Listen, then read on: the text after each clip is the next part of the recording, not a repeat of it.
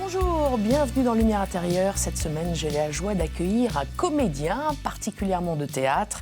Il a été à l'affiche de nombreuses pièces, dernièrement L'ami du président, Au scalpel, de nombreuses pièces, 3 pièces de Jean Anouilh qu'il aime particulièrement. Mais c'est grâce à un dramaturge américain qu'il a obtenu un Molière, c'était il y a un petit peu plus de 10 ans. Et c'était d'ailleurs juste avant ce Molière qu'il était chez nous, à KTO. Vous vous en souvenez peut-être, il s'agit de David Sardou. Ravi de vous accueillir. Merci de m'accueillir. David Sardou, vous vous souvenez? Bonjour. Bah oui, je m'en souviens. Il y a à peu près ça ne nous rajeunit pas, 12 ans, mais oui, c'est ça, c'était 2013. Vous étiez sur ce plateau pour nous parler de L'Affrontement. L'Affrontement. Cette pièce qui ouais. vous a valu un Molière pour votre rôle d'un séminariste, meilleur second rôle. C'était juste avant l'obtention de ce Molière, je crois que vous... Oui, je crois que je ne l'avais pas encore obtenu. Vous ne l'aviez pas encore obtenu. Donc, une belle pièce, hein, vous en avez beaucoup parlé ici à KTO. Oui, c'est un beau souvenir et c'est quelque chose qui me suit en fait un petit peu. Vous savez, c'est des spectacles un peu marquants comme ça dans une carrière et c'est vrai qu'on m'en reparle souvent. Beaucoup de personnes que je croise au théâtre ou des spectateurs qui me disent « Oh là, on se souvient de vous dans l'Affrontement ». Donc ça fait plaisir parce que vous avez vraiment marqué les esprits de certaines personnes. C'est agréable. Il n'y a pas seulement de certaines personnes, également des professionnels du théâtre qui vous ont adoubé. Donc une pièce, je le disais, à la base un dramaturge américain. On ne va pas refaire toute l'interview d'il y a 10 ans, mais c'est vrai que c'était... c'est déjà fait, on peut la regarder en streaming, c'est bon. On peut... Mais juste pour rappeler quand même l'Affrontement. L'Affrontement, c'était l'affrontement entre un jeune séminariste que vous incarniez face à Francis Huster, qui lui incarnait un prêtre vieillissant, conservateur alcoolique, et vieillissant, oui. Voilà. Donc je vous propose d'aller rechercher cette pièce. C'est gentil. Par ailleurs. Qu'est-ce que ça a changé d'ailleurs quand même, l'obtention de ce Molière depuis 10 ans? Vous venez de le dire, c'est d'être adoubé par le métier, c'est quelque chose qu'on, en tant que jeune comédien, c'est important. Enfin, pour moi, ça l'était en tout cas de faire mes preuves et qu'on me mette une petite claque dans le dos pour me dire « Ouais, c'est bien, tu fais partie du métier ». Du sérail? Oui, puis on a un petit peu ce sentiment toujours le syndrome de l'imposteur, vous savez, on se dit est-ce que je mérite vraiment d'être là? Est-ce que je travaillais depuis quelques années déjà, donc mais on se dit toujours est-ce que la prochaine ce sera la dernière pièce? Est-ce qu'il m'aime vraiment? Et là, le fait d'avoir une récompense comme ça, voilà, ça rassure. Ça rassure? Oui. Vous n'étiez pas rassuré? Non, du tout, mais je le suis toujours pas jamais en fait. rassuré, peut-être? Non, peut-être le c'est fait quelque chose c'est une quête sans fin d'être. Mais c'est aussi un moteur hein, finalement de n'être jamais sur ses acquis et de se dire bon il faut toujours faire mieux, il faut toujours se pousser, il faut toujours aller. Si on arrive et qu'on se dit bon ça y est, je suis le meilleur, je suis parfait, c'est plus vraiment intéressant. Avant de parler de votre nouvelle pièce, vous êtes également comme acteur au cinéma et à la télévision. Dernièrement, on vous a vu dans Plus belle la vie. Oui, la série Plus belle la vie, oui. Plus belle la vie, où là, vous incarniez un personnage tout à fait à l'opposé, justement, c'est pour ça, de celui que vous incarniez dans L'Affrontement. Oui. Après l'ange, le démon, petit peu, hein, on peut dire ça. C'est un peu puisque là, vous incarnez donc Pascal, un infirmier psychopathe. Exactement, qui est le frère d'un des personnages principaux de Plus belle la vie. Et en fait, c'est aussi toute la joie de ce métier, c'est de pouvoir passer d'un personnage à l'autre qui n'ont aucune similarité, qui sont vraiment très différents. Et Pascal, c'était vraiment un personnage assez atypique et j'ai beaucoup aimé interpréter ce personnage. C'est aussi une espèce de catharsis aussi, hein, les personnages qu'on interprète. Et donc quand on a comme ça un personnage qui est machiavélique et méchant, voilà, ça donne... C'est une espèce d'exutoire comme ça pour plein de choses, donc c'était très agréable. Un exutoire? Oui. C'était vraiment un personnage de composition, bien plus que séminariste. J'espère. J'espère que je ne suis pas un psychopathe, mais enfin bon, on verra à la fin de l'interview. Est-ce que c'est plus difficile ou plus facile d'incarner effectivement un personnage qui est vraiment très très loin de ses valeurs, de soi-même? C'est plus difficile. Ouais. Ah oui. Oui, on a tendance à rapprocher les personnages à soi. C'est une espèce de facilité, mais c'est aussi une quête de vérité. Quand vous voyez que vous avez des similitudes avec un personnage, vous les utilisez, forcément, parce que vous dites, le travail est moins... Alors qu'un personnage qui est à l'opposé, que ce soit physiquement ou intérieurement, en effet, il y a plus de recherche, il y a plus de travail, il y a plus de création. C'est plus compliqué, oui. Comment vous vous nourrissez ? Pour le dernier personnage, par exemple, évidemment, vous nous faites penser à Jeffrey Dahmer. Oui, c'est une bonne référence parce que c'est une série sur laquelle même on s'est inspiré en termes de costumes, d'apparence. Les lunettes. Les lunettes, il y avait quelque chose d'assez... comme ça, on s'inspire aussi des bons exemples dans d'autres séries ou dans la littérature ou dans le cinéma. Et moi, je sais que ça m'aide d'observer les autres aussi, de puiser un peu dans sa mémoire et de revoir plein de films que j'ai vus qui parlaient de ce thème-là ou qui abordaient, je dis une bêtise, mais c'est vrai qu'on pense tous au Silence des agneaux et d'Anthony Hopkins. Enfin, voilà, il y a des références comme ça qui vous ont marqué et qui vous influencent sans même le savoir, en fait. Vous abordez le personnage et ça vous revient malgré vous. Tout ce que vous avez emmagasiné comme image vous revient. Et vous nourrissez encore davantage. Donc Jeffrey Dahmer, vous l'avez vu peut-être ? Oui, bien sûr. Oh là là, quelle horreur. Ouais. Est-ce qu'il va revenir, ce personnage ? Je crois pas. C'est pas prévu. Il est parti en asile psychiatrique, le pauvre. Mais bon, il l'a bien cherché, il faut dire ce qu'il est. Et je ne sais pas, non, après, ça me... Vous allez revenir sous une autre forme ? C'est pas impossible, mais ça me paraît très bizarre, ouais. Bon. En attendant, vous incarnez un personnage beaucoup plus sympathique. Beaucoup plus gentil, beaucoup plus sympathique en ce moment, aux têtes de l'œuvre. Amis pour la vie, donc c'est l'histoire de deux couples qui se retrouvent avec, en cours de route, qui ne se sont pas vus depuis longtemps, une petite révélation. On regarde la bande-annonce et on en reparle. On est mariés depuis quoi ? Depuis 10 ans maintenant. Ah, tu sais plus ? Si, ça fait 10 ans. Plus. Plus ? Ah bah tu vois, ça... J'ai pas vu le temps passer. T'es sûr que tu veux y aller à ce dîner ? Bien sûr que je veux y aller. Pas toi ? Je sais pas. On les a vus il y a à peine 2 semaines. C'est nos meilleurs amis, alors oui, on les voit souvent. Ça fait 20 ans que vous vous connaissez, Christophe et toi, non ? Oh là, facile, ouais. Enfin bon, ce sera peut-être pas un dîner comme les autres. Avec eux, c'est rarement un dîner comme les autres. Pourquoi avec eux ? Parce qu'avec Moussi ? Mais non, mais pas du tout, mon cœur, mais c'est juste que... Tu nous trouves chiants, nous, c'est ça ? Mais non, mon amour. Mathilde et Christophe, c'est un peu comme l'air et le feu. Ouais, c'est ça. C'est sûr. Elle a son petit caractère. Oula, ouais. Mais bon, on les adore. Ah, on les adore. On les adore. On les adore. C'est quoi ? Quoi ? En fait, j'ai hâte. Ah, bah tu vois. Ça va me changer les idées. Mais oui. Ça va être une belle soirée. Ça va être une très, très belle soirée. Voilà, donc vous avez vu, c'est une pièce joviale, gaie, enlevée, on rigole bien. On a référence Friends, la série que tout le monde connaît et qu'on adore tous, enfin j'espère. Et c'est vrai Bertrand Marcos, il est vraiment parti de ce principe, de ce code de théâtre qui est le dîner entre potes. Sauf que lui, il a poussé le qui curseur... Qui tourne un peu mal, enfin... Voilà, qui tourne un peu au vinaigre. Mais est-ce que finalement, ça n'est pas pour le mieux, si je peux dire que ça tourne au vinaigre, parce que finalement ces révélations, ce coup de théâtre qui va se passer, va révéler vraiment la vraie nature de ces 4 personnages. Donc vous êtes la victime, si je puis dire. Vous incarnez Richard. Je suis Richard. Alors victime, je sais pas, on va pas dire ça, mais en tout cas, je suis. Faut aller la voir. Voilà, je suis au cœur du problème, on va dire. Mais c'est vrai que ça nous arrive souvent, finalement, de dîner, et puis tout d'un coup, quelqu'un dit quelque chose et on voit la personne différemment. Et c'était ce qui avait été très bien fait aussi, si je peux prendre un parallèle, c'est le prénom, la pièce Le Prénom, c'était un peu ça.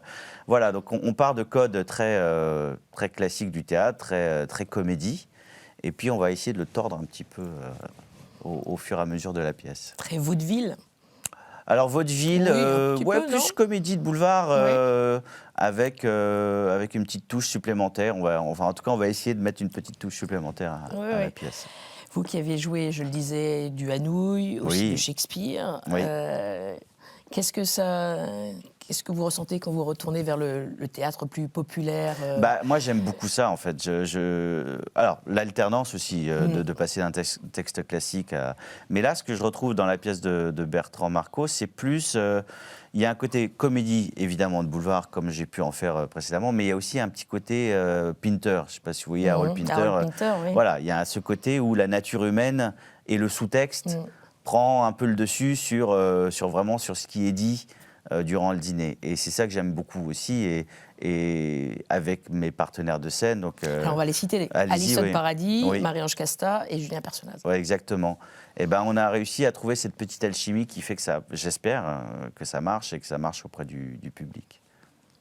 Ça marche auprès du public. Amis pour la vie à voir donc au Théâtre de l'Œuvre. Et vous, des amis pour la vie, vous en avez? J'en ai pas beaucoup, mais j'en ai, oui. En fait, moi, j'ai pas mal voyagé aussi étant jeune. Donc, beaucoup de changements d'école. Ce qui fait que c'est dur de garder ses copains et ses copines quand on change d'endroit. Mais il y en a, alors on les compte sur les doigts de la main, mais il y en a quelques-uns que j'ai depuis plus de 30 ans, en effet. Donc c'est des amis pour la vie. Ouais. Je pense que quand on a passé la barre des 30 ans, après, c'est pour la vie. Ou alors il faut vraiment se fâcher, mais je ne suis pas du genre à me fâcher comme ça. Il paraît, parfois il y a certains amis pour la vie qui, Oui. qui ne le sont plus au bout de 30 ans. L'amitié, ça peut être pour la vie, et l'amour? Aussi, bien sûr. Après, sous des plus formes compliqué peut-être différentes. Je dirais que c'est plus compliqué. Je ne sais pas si c'est plus compliqué. Non, les deux demandent du travail, de l'investissement, du respect, de l'écoute. Les deux sont compliqués finalement, mais c'est ce qui est beau, c'est justement ça, c'est de s'investir et il ne faut pas que ce soit un combat, quoi. Voilà, il ne faut pas que ce soit trop éprouvant, sinon je ne vois pas l'intérêt. Avant de passer à la deuxième partie, quels sont vos autres projets, si vous en avez? Parce que là, vous êtes en plein dans cette pièce. Là, je suis en plein dedans, ouais. donc je me concentre là-dessus. Ensuite, je pars en tournée Ouais. à la rentrée avec l'Ami du Président, que j'ai joué la saison dernière. Et je repartirai en tournée encore avec celle-ci l'année d'après. Vous aimez bien les tournées? J'aime beaucoup les tournées. Ouais. J'aime beaucoup les tournées parce que vous allez voir les gens chez eux. Hein. Et surtout, les publics sont très différents en fonction de la région de France dans laquelle vous êtes. Et alors? C'est drôle parce que en fonction de la région, ça ne réagit pas de la même manière. On n'a pas le même humour à Dunkerque qu'on a à Nice. Vous voyez, c'est assez étonnant. Le public du Nord est réputé assez chaleureux. Il est très chaleureux, ouais. très chaleureux. Les Suisses aussi, les Belges. Les Belges, c'est un public formidable. Et donc, il y a vraiment une différence. Et puis surtout, c'est un beau moyen de voir la France et de voyager. Alors, il ne faut pas que ça dure trop longtemps parce qu'après, ma fille me manque, mon chez-moi me manque. Mais sinon, j'aime beaucoup. Ouais. C'est très agréable. Vous êtes un voyageur. Un peu, ouais. Après l'étranger, voyage j'aime au bien. centre de la France. Ça développe l'imaginaire. J'aimerais bien voir voyager plus à l'étranger aussi. Non, c'est quelque chose que j'aime beaucoup. Où ça? L'Asie, j'ai jamais été en Asie, l'Afrique. Vous n'avez jamais été en Asie? Jamais. Enfin, si, je vous dis une bêtise. J'étais une fois à un festival de théâtre français à Hong Kong pendant une semaine. Ça, c'était magique. Mais sinon, non, tout le reste de l'Asie, je ne connais pas. Mais il y a d'autres pays que vous connaissez. Oui. Vous connaissez bien. D'ailleurs, Oui. il y a une petite référence dans la pièce Oui. à l'actuel président de ce pays. Vous allez voir. Oui. Bon, je dévoile déjà un peu la deuxième partie. Allez, on va l'aborder tout de suite. Si vous voulez, oui. David Sardou, c'est la partie où je m'éclipse. Je vous propose 4 mots. Vous me laissez tout seul? Oui, je vous laisse tout seul. Je vous propose 4 mots. Et le premier, il va résonner avec ce qu'on vient de dire dernièrement. Vous avez déjà deviné lequel c'était. D'accord, j'ai compris, oui. Mais les autres, vous ne les connaissez pas encore. Peut-être, allez. À tout de suite. À tout de suite.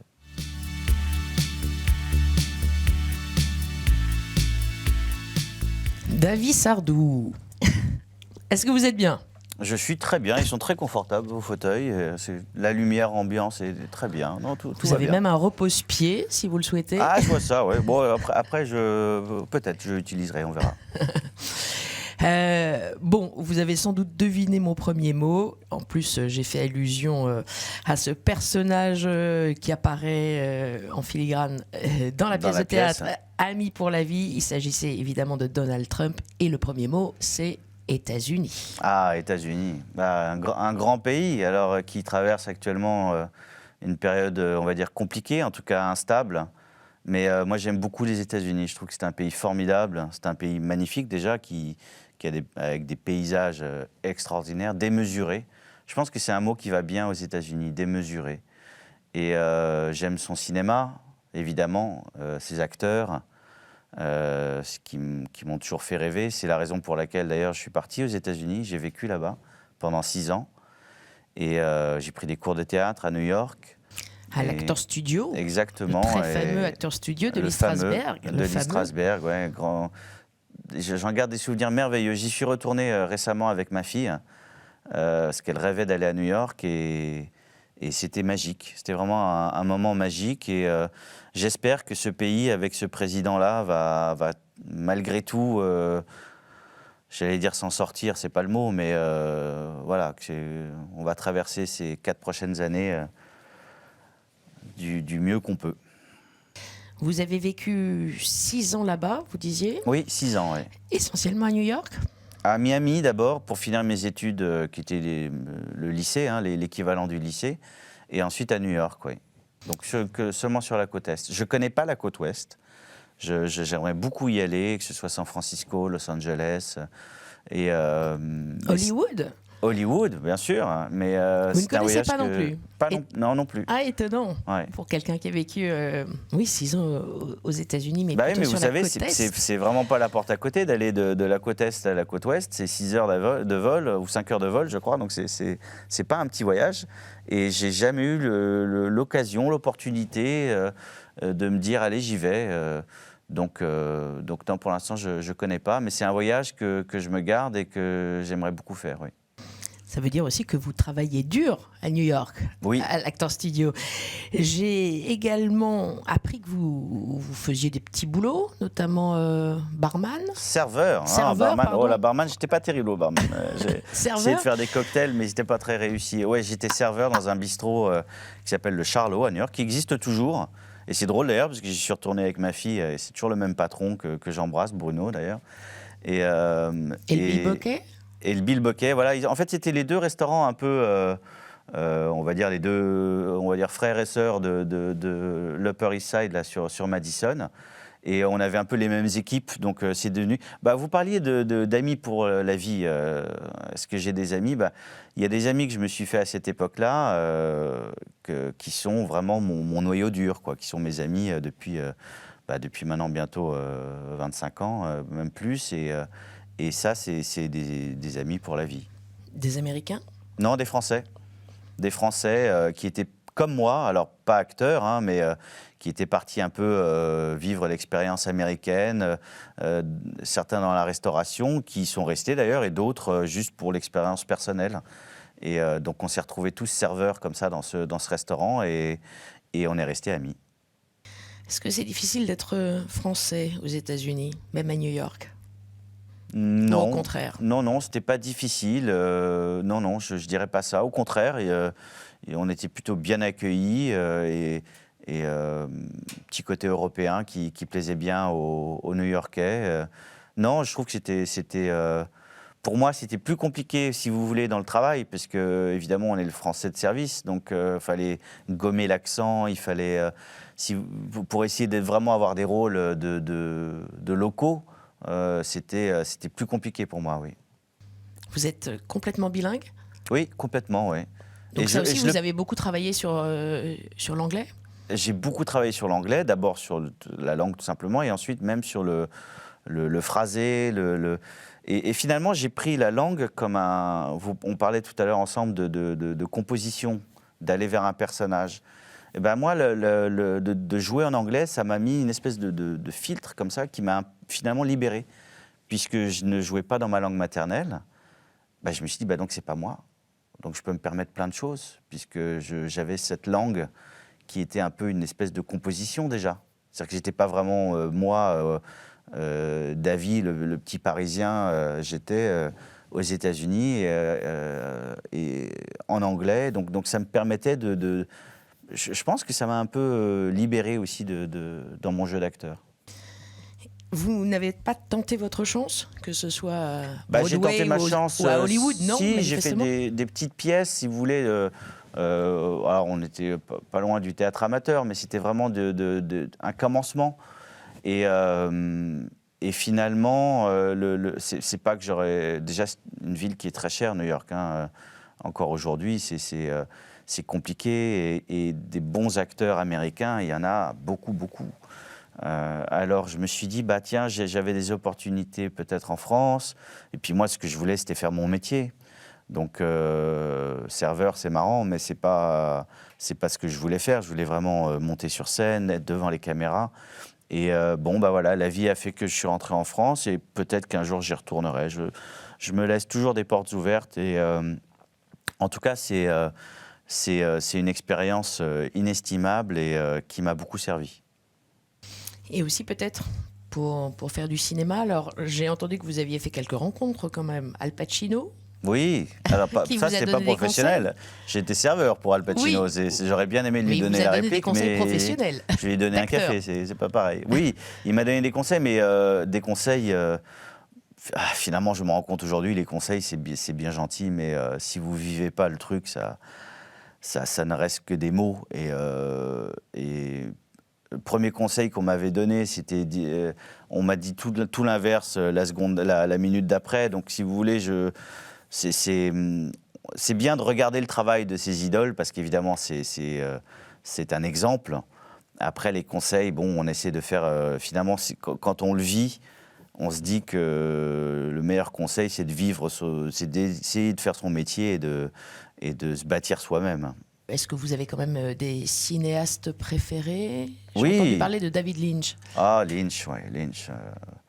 Lynch aurait été un. Je trouve que c'est plus qu'un cinéaste, c'est un artiste complet. C'est-à-dire que il a utilisé le médium du cinéma comme un artiste peintre presque. D'ailleurs, il l'explique. Hein, il a dit, moi, un jour, j'ai vu une peinture bouger. C'était des feuilles vertes comme ça. Et il explique il dit, je vais utiliser le médium du cinéma pour faire de l'art, presque de l'art contemporain. Et donc, c'est un artiste différent, Lynch.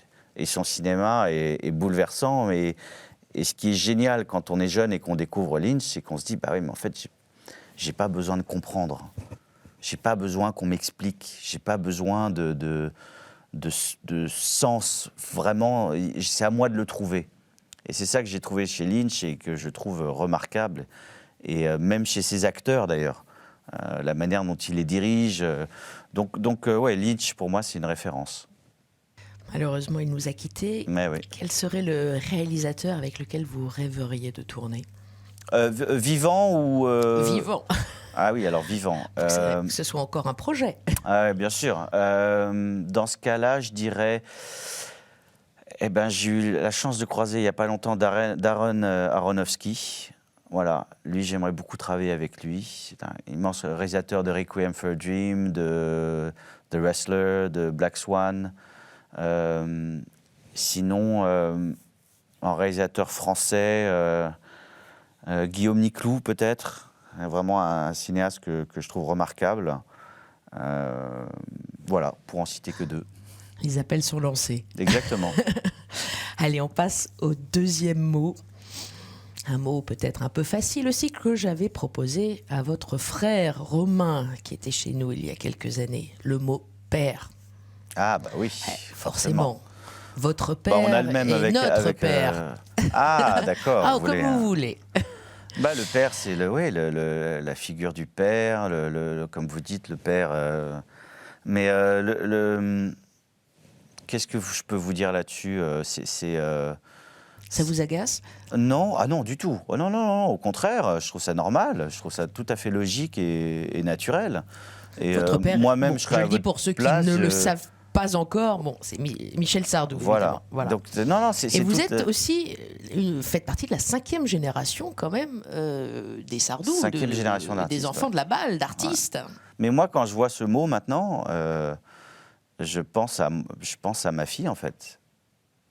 Je pense 6e génération ouais, à je venir. pense c'est moi le père. Et donc, ouais, c'est la transmission, quoi, ce mot-là.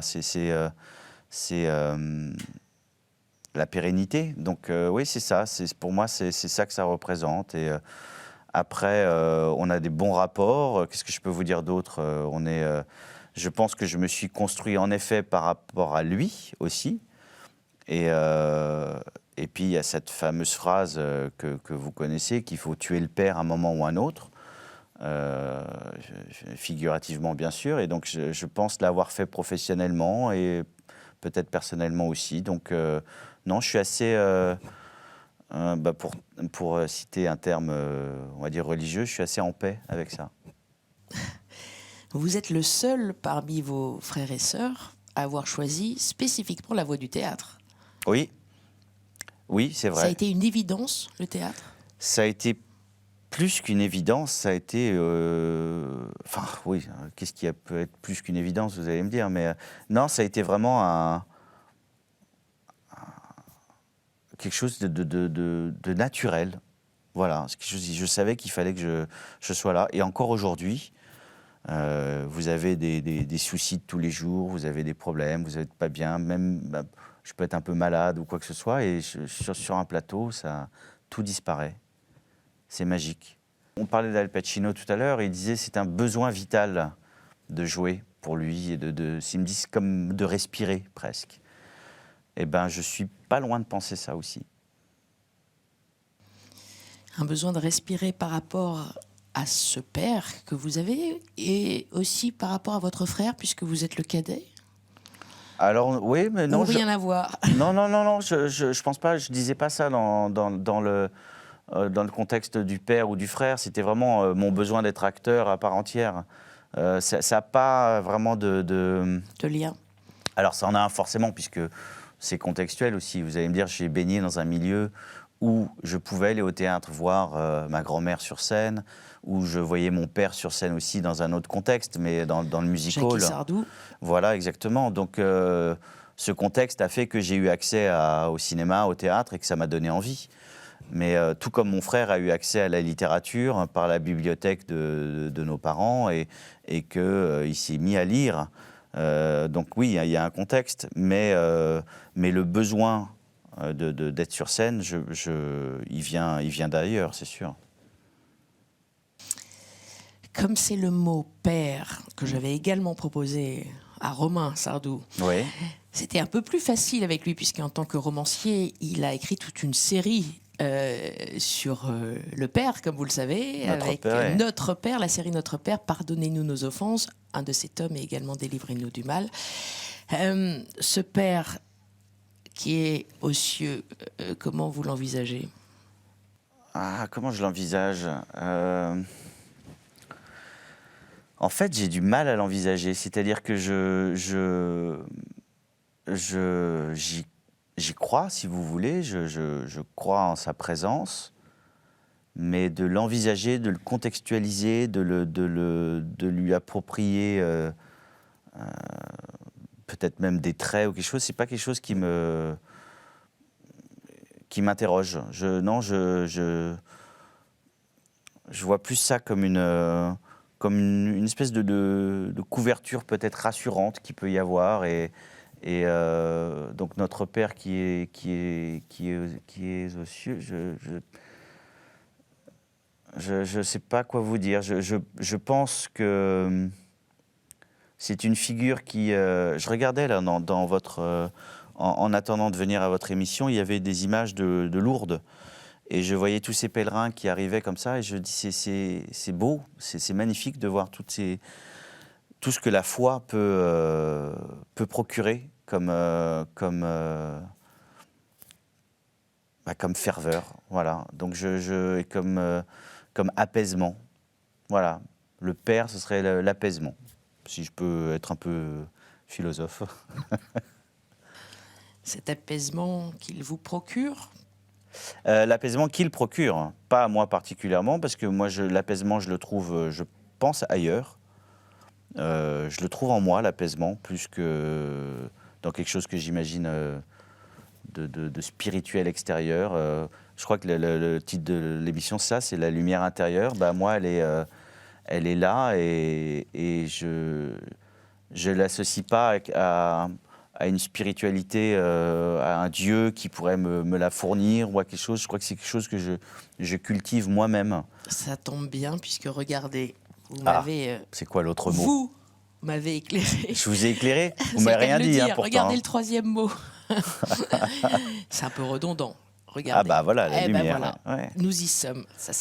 Ah mais alors Plus pour là, de la lumière dans lumière intérieure. de la lumière dans la lumière intérieure. Et La vous en lumière. parlez. Oui, j'en parle parce que la lumière, c'est tellement de choses. Ça peut être la lumière aussi, les feux de la rampe. Ça peut être la lumière. Ça peut être ma fille qui est une lumière. Je lui dis souvent.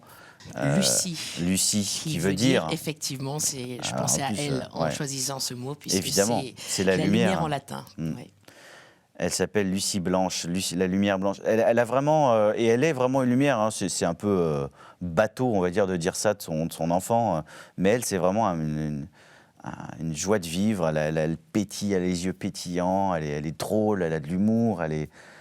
Bon, alors vous allez dire, c'est ma fille, j'en fais peut-être un peu trop, mais vraiment, je trouve qu'elle apporte. Et puis moi, j'ai beaucoup de moments où où cette lumière intérieure, elle peut se ternir hein, par un petit caractère ombragé ou quelque chose d'un peu soupolé où je peux être comme ça. Donc elle, tout de suite, c'est hop, ça.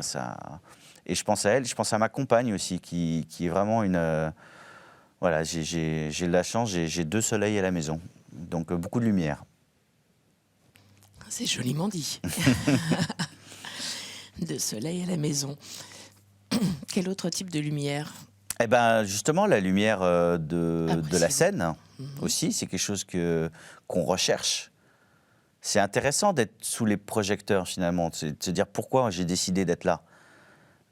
Parce que c'est pas anodin de se dire bon bah je vais monter sur un plateau, on va me mettre des projecteurs dessus et ça va être intéressant et les gens vont m'écouter.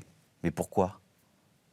Et pourquoi? Pourquoi est-ce que vous, pas un autre? Pourquoi vous sentez ce besoin aussi d'être mis en lumière? Parce que finalement, on vit très bien dans l'ombre. Et c'est aussi paradoxal, parce que moi, j'aime la lumière de la scène, mais j'apprécie énormément ma vie privée et ce côté venez pas me déranger, venez pas mettre une lumière là où il faut pas. Donc voilà, la lumière, c'est plein de choses différentes. Mais cette lumière de la scène, est-ce que c'est une forme d'atavisme? Bah, je sais pas, peut-être. C'est difficile Recherche d'expliquer de la l'atavisme lumière parce ou- que c'est... Une recherche quand même de reconnaissance, se faire un prénom. Ah oui, je pense. Oui. Oui, je pense que c'est ça surtout. C'est une recherche Et puis vous dites le mot aussi, de recherche d'amour, de reconnaissance, mais d'amour aussi des autres. On fait ce métier pour être aimé aussi, hein. Faut pas se leurrer. Hein. Vous avez eu le sentiment de manquer d'amour? Pas de manquer d'amour, mais en tout cas d'en chercher. Alors, est-ce que c'est parce qu'il y a un manque? Est-ce que parce que j'en veux plus? Est-ce que c'est un amour différent? Parce qu'attention, c'est pas l'amour charnel, bien évidemment, mais c'est pas l'amour d'une amoureuse ou même l'amour d'un enfant. C'est différent, c'est un amour différent. Donc, pourquoi rechercher cet amour-là? Je sais pas. Mais c'est bien de se poser la question.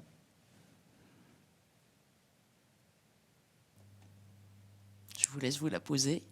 Je me la pose. Vous J'ai avez pas la toujours- réponse. Vous avez J'ai pas toujours la réponse, mais ce qui est bien, c'est justement, c'est la quête. C'est pas forcément trouver une réponse. Donc, il y a beaucoup de gens qui font des psychanalyses pour ça. Bon, bah pourquoi pas. Mais non, moi, je trouve que Ça a c'est... été votre cas? Non, ça n'a pas été mon cas. Mais pourquoi pas, un jour, peut-être. J'en ressentirai le besoin ou l'envie. Mais non, je trouve que l'introspection fait son travail aussi. C'est important.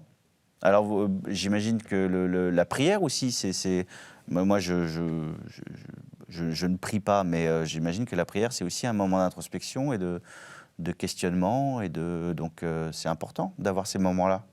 Mais je les ai, moi, à ma manière. Vous avez été baptisé? Oui, j'ai été Vous aussi, baptisé, oui. Comme votre Comme mon frère. comme vos ouais. frères. Votre frère, c'était à 7 ans, et vous? Je ne me rappelle pas. Bah, si, Tout je bébé devais avoir... Non, parce qu'on a été baptisés en même temps, je crois. Donc, si lui, c'est à 7 ans, moi, c'est à 3. Il me semble qu'on a eu... Alors, vous moi, vous je dis une souvenez bêtise, de- je m'en souviens pas. Mais... Votre parrain et votre marraine? Oui, alors, ma marraine, je ne l'ai plus jamais revue. Elle est venue une fois me voir au théâtre. Je l'ai accueillie, j'ai dit bonjour madame, je ne savais pas qui c'était. Mais mon parrain, c'est Didier Vintemps. Pardon, je l'ai cité, mais il m'en voudra pas, je pense. On se voit régulièrement, pas fréquemment, mais régulièrement. On se donne des nouvelles et tout. C'est quelqu'un que j'aime beaucoup. Et voilà, un ami de mes parents. Mais j'ai pas de souvenir précis de mon baptême. Parce que 3 Vous ans, étiez quand même. petit, oui. Ouais, mais Et 3 puis ans, on comme pourrait votre avoir frère, des. je trouve, il n'y a pas eu de suite en fait. Vous n'avez pas Ah, eu j'ai d'autres pas fait ma communion. sacrements. Ouais. Pourtant, j'ai été dans une école catholique au collège. Et je me rappelle avoir fait des cours de catéchisme, bien sûr. Mais je n'ai pas poursuivi mon parcours religieux, non. Et pas de mariage à l'église. Pas de mariage à l'église, non, parce que je suis divorcé. La mère de ma fille est juive, donc on a fait une cérémonie laïque où on a chacun apporté un peu sa spiritualité de manière personnelle, mais pas religieuse. Allez, je vous propose le 4e et dernier mot. Un petit clin d'œil là aussi, avec ce mot espérer. Ah oui, je sais à quoi vous allez faire référence aussi à la chanson qu'on a. Enfin, moi, en tout cas, c'est. La seule chanson où on a collaboré, pardon. Enfin, non, pas la seule. Parce que si vous écoutez la discographie de mon père, il y a une chanson qui s'appelle « Attention les enfants d'Angers », qui est une chanson sur un père divorcé qui commence un peu à faire sa crise, on va dire, de la quarantaine et qui prend le point de vue de l'enfant. Et je parle dans cette chanson. C'est moi qui écris, j'écris une lettre à un moment à ma grand-mère. Et donc je dis les mots dans la chanson de l'enfant. Et ensuite on a tourné le clip ensemble. Et d'ailleurs c'est drôle parce que ce clip, pardon je m'égare un peu d'espérer, mais c'est mon premier tournage finalement. C'était mon premier tournage. Et donc j'en garde un souvenir mais formidable. Déjà parce que j'avais loupé l'école. Donc quand on a 11 ans, j'avais 11 ans à l'époque. Ouais. C'était génial. Je dis je peux louper l'école une semaine. Et c'était mon premier tournage, donc c'est aussi peut-être là où est venue mon envie de refaire une prise, redémarrer, apprendre un texte, faire une situation. Alors il n'y avait pas beaucoup de texte parce qu'évidemment il y avait la chanson par-dessus, c'était un clip, mais ça m'avait beaucoup plu, je me souviens. Et donc Espérer, c'est une musique. Là, vous avez composé. Oui, composé la musique. Et les paroles non, les paroles. Alors moi j'avais fait un texte qui n'avait pas été retenu. Ah. Les paroles sont de mon père et en fait on s'est retrouvés en vacances ensemble en Corse un été. Il était en train de composer son disque, d'écrire des chansons et j'ai trouvé une suite mélodique à la guitare que lui a suivi au piano et puis on l'a gardé et ensuite on est allé en studio, on a enregistré une première version. Je me rappelle, j'avais un pote même qui nous avait aidé à faire le premier enregistrement pour avoir une maquette. Ensuite, il y a un arrangeur je ne me rappelle plus du nom de l'arrangeur, mais qui est venu dessus. Et moi, j'y croyais pas trop. On avait fait ça vraiment sans y penser, finalement. Et puis, la chanson est tombée sur le disque et elle a été gardée. Et je crois qu'elle a une bonne résonance. Et c'est une chanson que j'aime beaucoup, moi. Belle chanson, ouais. Effectivement, avec un beau texte. Exactement. Quand une étoile s'éteint, elle n'éteint pas le ciel. Espérer et encore à fatiguer la mort, à la faire hésiter. À la faire hésiter. Vous espérez, vous ? Toujours. Ah oui, toujours. Heureusement. Le jour où on arrête d'espérer, c'est dommage, quoi. C'est vraiment tout est espoir. C'est pour ça qu'on en revient aux États-Unis au premier mot. J'essaie de ne jamais être pessimiste. Je trouve que l'espoir, c'est que tout va aller pour le mieux, j'espère, toujours. Il y a une différence que j'évoque souvent avec des invités entre espoir et espérance. Vous la voyez ? Alors, espoir et espérance. Oui, espérance, c'est...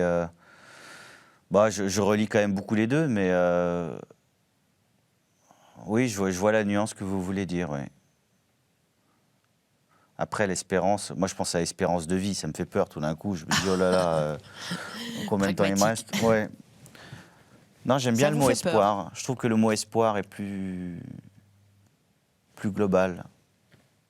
On a des espérances, on a des attentes dans ce mot, j'ai l'impression. Vous voyez ce que je veux dire ? Il y a des attentes. On attend... donc non, je préfère le mot espoir, mais bon, pour moi, la nuance, elle n'est pas... Il faudrait que je relise la définition exacte, mais elle n'est pas claire pour moi. Dans l'espoir, il y a des attentes aussi. Oui, il y a des attentes, vous avez raison, mais pour moi, l'espoir, c'est plus... en fait, c'est un moteur, hein. Je ne sais pas comment le dire, je ne vois pas ça comme une attente, je vois comme quelque chose on est responsable de ce qui peut se passer. Donc l'espoir, finalement, c'est nous. C'est comment on va mettre en place les choses. Dans l'espoir, il y en a qui s'en remettent au hasard. Ah ben j'espère que ça va se passer, j'espère que ça va pas arriver, j'espère que... Non, mais c'est à nous de le faire, hein. C'est à nous de créer l'espoir, en fait, de faire en sorte que l'espoir devienne réalité. Il y a un côté plus pragmatique, normalement, dans l'espoir que dans l'espérance, puisque l'espérance, ça convoque une confiance absolue. Il y a aussi une mystique chrétienne avec l'espérance. Peut-être, alors c'est peut-être Ça, pour vous ça la partagez pas. Comment vous voyez la suite? Ah, vous me parlez de l'au-delà, d'après? Éventuellement, oui. Ouais. Ah, comment je vois la suite? Je viens de revoir un film, pardon, hein, j'en reviens au cinéma, mais j'ai revu un film qui s'appelle Interstellar, qui est un film de Christopher Nolan, où un homme part dans l'espace et le temps est distendu, et donc il revient sur Terre, les gens ont vieilli, enfin, et je me dis que ça m'a fait penser à l'après, justement. Et d'ailleurs, peu importe, parce que l'important, c'est le maintenant, en fait. C'est ça que ça m'a raconté, ce film. C'est que ce qui passe en un éclair ce qui peut passer en un éclair à un endroit passe en une éternité dans un autre. Et donc, voilà, je pense que tout est lié. Et qu'est-ce qui se passe après? Je m'interroge pas là-dessus, en fait. Je me préoccupe pas de ça. Ce qui m'embête, en fait, c'est pas l'après pour soi, c'est l'après pour les autres. C'est-à-dire que je suis triste d'avance, peut-être, de plus être là pour ma fille, ou de plus être là pour mes amis, ou pour ma compagne. Voilà, c'est plus ça qui m'embête. Enfin, qui m'embête, c'est pas le mot, mais qui m'interroge. Et alors que ce qui se passe au-delà, si on redevient... tout est poussière et nous redeviendrons poussière, ça me va très bien aussi. De nourrir les plantes et est-ce que l'âme continue? Est-ce que l'âme, certainement, dans d'autres choses. Donc, encore une fois, l'espérance, elle est de se dire que ça ne s'arrête pas, c'est tout. Et puis, si ça s'arrête, c'est pas grave. Vaut mieux faire aujourd'hui, là, maintenant, ce qu'on croit être le mieux, et puis on verra. C'est peut-être comme au théâtre, quand la lumière s'éteint, c'est fini, rideau. Exactement, rideau, Ou pas. rideau, au revoir, et puis on laisse des souvenirs. C'est pas mal aussi de se dire ça, de dire que voilà, on a un court moment, on va dire le temps d'une pièce, le temps d'un spectacle, voilà, c'est notre moment sur Terre, laissons des souvenirs. Et qu'est-ce que vous aimeriez laisser comme Ah bah, souvenir? que des bons souvenirs, Oui. j'espère, des bons souvenirs de convivialité, de bonheur, même enfin, je pense à ma fille, de joie, de quelque chose qui l'aidera quand je ne serai plus là à affronter parfois les moments difficiles et à profiter des bons moments et à être quelqu'un de bien. C'est paraît bête de dire ça, paraît un peu naïf, mais c'est important. Ça me fait penser à la question de Bernard Pivot, la dernière. Ah, oula, Vous vous souvenez du questionnaire de Proust? Le questionnaire de Proust.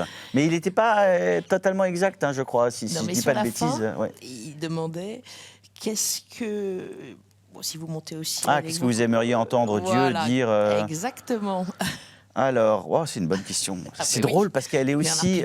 ce questionnaire de Proust a été repris dans une émission très célèbre pour les acteurs qui s'appelle Inside the Actor Studio, qui était une émission où des acteurs venaient témoigner de leur carrière et de la manière dont ils sont devenus comédiens. Et le journaliste qui présentait cette émission posait cette même question à la fin. Donc je me suis toujours posé la question, je me suis dit, tiens, si un jour je vais dans cette émission, bah voilà. qu'est-ce que je pourrais répondre? Donc vous êtes entraîné en plus. C'est tout bête, mais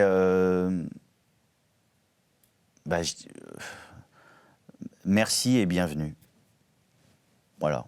Là, c'est ce qui me vient là. C'est pas du tout ce que j'avais répété quand j'ai vu l'émission. Je sais plus ce que j'avais trouvé comme phrase, mais je trouvais ça déjà bien. Voilà. Merci et bienvenue. Merci. C'est un beau mot. Bah oui, le merci, c'est évidemment Ouais, je trouve ça pas mal. S'il peut me dire ça, je serais content. Et vous lui répondriez quoi? Merci aussi, peut-être? Ouais, peut-être merci, oui. Et on recommence? Quand est-ce qu'on recommence? Ouais. Merci à vous. C'est moi qui vous remercie. David C'est Sardou agréable de pour, parler. pour Vous tout avez ce une jolie partage. voix en plus, donc c'est apaisant.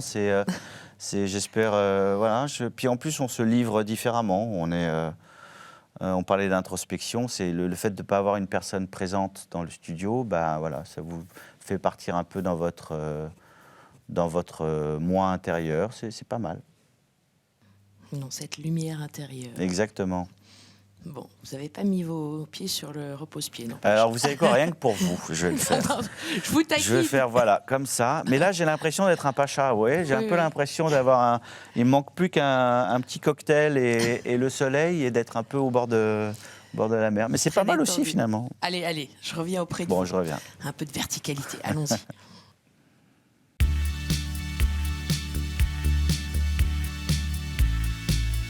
Bon, je suis de nouveau en face de vous. C'est quand même plus agréable hein, d'avoir quelqu'un avec qui partager sa conversation.